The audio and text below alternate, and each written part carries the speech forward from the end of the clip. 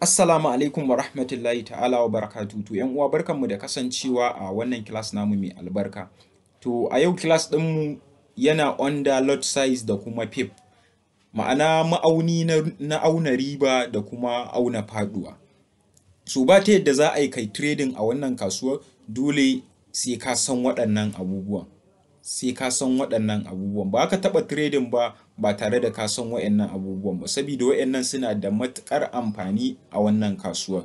To, da farko dai kamar yadda kuke gani a nan, akwai lot size, akwai unit, akwai volume, akwai pip. To, shi wannan standard lot ɗin nan yana ɗauke da 100 unit. Yana ɗauke da 100 unit. Wannan shine lot size ɗin 1.00. Akwai mini lot, akwai micro, akwai nano, amma nanon nan ba a using da shi ma a sauran wannan. Kawai iya wannan micro ɗin da mini da standard lot ake amfani da shi. To bara mu shiga don ku ga yadda abin yake. To kamar yadda kuke gani a nan, ta ya za ka auna lot size ɗinka? Kamar yadda kuke gani a nan, wannan farashi ne na GPP, British Pound. Wannan farashinsa ne current a yadda yake. To da muka tashi shiga kasuwa sai muka yi buy. Bara ku gani. Da muka tashi shiga kasuwa sai muka yi buy a kasuwar. Bara ku gani sai muka yi Da muka tashi shiga kasuwa sai muka yi buy. In muka yi buy, kasuwa za ta tashi ko? Mun yi buy. So da muka yi buy, me zai faru da kasuwa? Kasuwa tashi za ta yi tunda buy muka yi. To, gashi nan akan farashin da muka yi buy din a 1.06542 aka muka yi buy. To, nan kuma me ya zamana da muka yi buy? 1.26552. Me ya daɗa a nan gurin? Wannan pipe ɗin ta daɗu. Me kuka fahimta a nan? Kun ga farashin yadda muka siya ya daɗu. Gashi nan da wannan pipe ɗin. To a nan in kuka kalli farashinku a nan, za mu shiga kan chart mu nuna muku. Idan kuka kalla a nan gurin, za ku ga 4 ɗin nan ta zama pipe. To wannan 1 ɗin da ta canja a nan gurin, shi ake nufi da pip. Shi ake nufi da pip. Kun ga a nan mun samu pip ɗaya kenan. Daga wannan farashin zuwa wannan farashin mun samu pip guda ɗaya. To bara ku kalla a nan ku gane ya farashin yake. Yanzu a nan kun ga wannan shine micro 0.01 shine position mafi kankanta da zaka bude a wannan kasuwar. Kamar yanzu zan sai abu ne sai in ce zan siya, kamar yanzu a nan Najeriya ai kusan duk wani abu da muke siyarwa mafi kankantar kuɗin sa naira 5 ne. To shi ma wannan kasuwar mafi kankantar kuɗin da zaka bude position da shi shine 0.01. Shine lot size. Wannan abin shine lot size. Shi kuma lot size din nan shi ake kira da micro. Wannan position din 0.01 shine micro. Daga sanda nan ya juya ya bar 1, gashi nan za ku ga nan shine 0.1 shine mini. To abin da za ku fahimta a nan ba na ce muku wannan po din da ta juya ta zama pipe shi yake nufi da 1 pip ba. To idan a wannan farashin da ya juya zuwa nan sai na buɗe position da wannan 0.01, to idan ya ba da 1 pip ina da riban me 0.10. Gashi nan a nan 0.10 ina da ribar 0.10 idan na buɗe da wannan. Haka zalika idan na buɗe da 0.10 mini kenan, idan yayi 1 pip ina da me ribar $1. Ina da ribar $1. Ina fatan kun gane. Idan na bude da 0.10 idan yayi 1 pip ina da ribar $1. Haka idan na bude da 1 standard lot size din nan da kuka gani shine wannan 1.00 shine 1 standard lot size. To a duk sanda ya juya wannan farashin kamar yadda daga 4 din nan ya tafi 5, ina da ribar $10. Idan na bude position a daidai haka sai ya zama haka, ina da ribar $10. ina fatan kun gane menene lot kuma menene pips.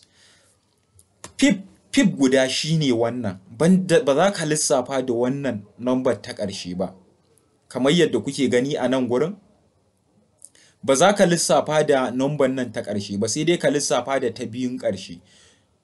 Allah ya sa kun fahimta. Ni ina so in yi ganayi gwari-gwari yadda kowa zai fahimta, saboda yana da matuƙar amfani. Ba na so in yi karatu wani bai fahimta ba, duk da ina so in buɗe ƙofa ta dama duk wanda bai gano wani abu ba ya min tambaya. Kamar yadda na faɗa, zan ƙara maimaitawa. Idan na zo na shiga kasuwa a 1.26542, sai kasuwa ta zama 1.26552, kun ga wannan ɗin ta zama 5 kuma buy nai, kun ga zai zama ta zama 5. To 5 ɗin nan da ta zama, ni kuma dama position ɗin da na buɗe na shiga kasuwa da wannan na buɗe, to don haka zan samu riba 0.10. Idan da wannan na buɗe mini kenan, zan samu 1.00, zan samu $1 kenan. Idan position ɗin da wannan na buɗe, lot size ɗina shine wannan 100 standard lot size, zan samu riba $10. Bara in gyara muku ku fi ganewa. Zan samu riba $10. Zan samu riba $10. Ina fatan kun fahimci me nake nufi. Zan samu riba $10. To bara mu shiga cikin chart don ku ga yadda abin yake. Yanzu misali, wannan abin shine long position nawa. Yanzu kamar haka. Bara ku gani? Bara ku gani? Bara ku gani. Yanzu wannan shi long and short, da shi ma zai nuna maka pips ɗinka. Wannan abin zai nuna maka pips ɗinka. Iyasa za ku ga in dai kuna kallon chart na mutane za ku ga wannan abin. To misali sai na shiga kasuwa. Alal misali sai na shiga kasuwa.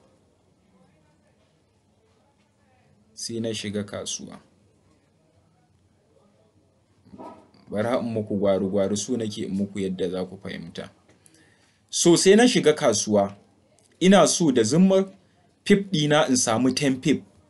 In sami 10 pip a wannan kasuwa da na shiga, kuma buy nai a kasuwan nan. Sai nake so in sami 10 pip. Zan yi riskin 3 pip. Zan yi riskin 3 pip. Wannan shine abin da na yi riski. Bara in sa masa azin zan yi riskin 5 pip. Ina neman 10 pip amma na yi riskin 5 pip. Me yasa na ce na yi riskin 5 pip? Sabida wannan gurin da kuka gani, idan market ɗin nan ta juyo ta zo ta taɓa nan gurin, za a cire ni a kasuwa. Ma'ana na yi asarar nawa kenan? Na yi asarar 5 pip. To bara ku kalla a nan sosai ku gani. Na yi asarar 5 pip ko? To idan kasuwan na buɗe ta da wannan makiro ɗin nan 0.01, idan na buɗe kasuwa a 0.01, to sai in lissafa 0.10 sau biyar. Kun ga me? Na yi loss na rabin $1 kenan. Na yi loss na rabin $1 kenan. Na yi loss na 0.5. Na yi loss na 0.5. Na yi loss na 0.5. To misali, sai na buɗe position ɗin. Na buɗe da wannan ko? To a bar shi ban buɗe ba. Sai da na tashi buɗewa sai na buɗe da wannan 0.10. Sai na buɗe da 0.10. Kuma na samu loss ɗin 5 pip. 5 pip na samu loss ɗin. Na samu loss na 5 pip. Ko? Na samu loss na 5 pip. To, kuma na buɗe da 0.10. Na buɗe da 0.10. To, a nan in kun kalla bara ku gani, na samu loss na 5 pip. Bara ku ga wani abu. Na samu loss na 5 pip. 5 pip a nan sai aka ce mana 5 pip duk 1 pip nawa yake, yana a $1 ne, yana a $1. Kun ga me, na yi loss na $5, na yi loss na $5 kenan, na yi loss na $5 tunda duk pip ɗaya yana a matsayin $1, a nan kuma duk pip ɗaya yana a matsayin 0.10, yana a matsayin 0.10. Ina fatan kun fahimta, yana a matsayin 0.10. So kuma na samu loss na $5. Kun ga na yi asarar $5 kenan. Ina fatan kun fahimci me nake nufi. To sai alal misali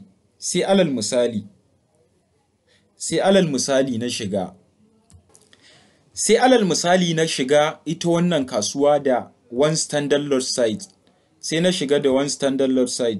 To alal misali da na shiga da one standard sai na samu loss na 50, sai na samu loss na 50 pip na 5 pip kai, sai na samu loss na 5 pip. Kun ga me, na yi loss na $50 kenan, na yi loss na $50. Ina fatan kun fahimta, na yi loss na $50 a nan, na yi loss na $50. Ina fatan kun fahimci me nake nufi. To alal misali ina neman kuma 10 pip, ina neman 10 pip kamar yadda kuke gani, ina neman 10 pip a nan. Gashi nan gurin da kuke gani shine pip ɗin. Wannan gashi nan za ku ga inda na sa alama hannun nan, za ku ga 10, nan kuma za ku ga 0.08%. So haka a nan ƙasa za ku ga inda na sa hannuna shine pipe ɗin nan da kuka gani shine pip ɗin ta ƙasa ta wajen stop loss. Ta sama kuma nan shine 10 pip ɗin. To kun ga na yi riskin 5 pip ina neman 10 pip. To a nan gurin abin da za ku fahimta a nan gurin idan yanzu ina riba nake nema a nan gurin, za ta zama ribar $1 kenan, za ta zama ribar $1 kenan a nan gurin, za ta zama ribar $1. Sabida me, 10 pip ai na yi riskin kuma 10 pip 0.5 ne, 0.5 ne na yi riski. To kuma 10 pip nake nema, nan kuma 5 pip na yi riski. To kun ga 10 pip zai zama $1 kenan. To nan kuma abin da zai zama idan ya je min take profit nawa zai zama nawa? Zai zama a $10 kenan. Zai zama $10. So ina fatan kun fahimta, na yi abin ne gwari-gwari yadda kowa zai gane. Zai zama $10. Haka zalika nan gurin idan me na samu ribar 10 pip zai zama nawa? Zai zama $100. Zai zama $100. Na ci ribar $100. Ina fatan kun fahimci yadda abin yake. Abin ba wani wahala ne da shi ba, in dai ka kalli yadda nai kuma ka duba komai da komai. Abin ba shi da wani wahala yadda kuke tunani. Da fatan kowa ya gane me nake nufi. Da Allah idan da mai tambaya ya iya tambaya ta, ko private ne ko kuma ina buɗe group ɗin kowa yana da damar yin magana, ya yi magana. So Allah ya sa mana albarka a neman mu, ya rufa mana asiri duniya da lahira. Amin summa amin.